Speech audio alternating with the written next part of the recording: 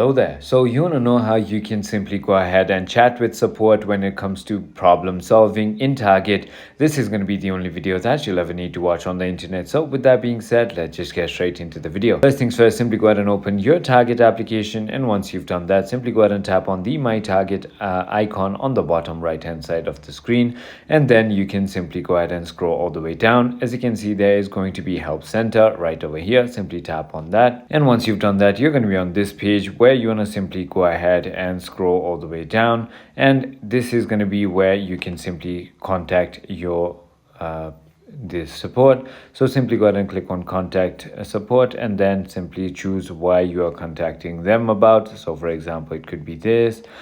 You can simply give them a call right here if you want to, or if you're doing a exchange or something like that. As you can see, there's different numbers right over here. And for relay service, you can also just dial 711, or you could just tap on the top right contact icon and then click on chat now, and then you can immediately chat with their virtual assistant. So it is as simple as that. I hope this video was helpful to you. If it was, hit that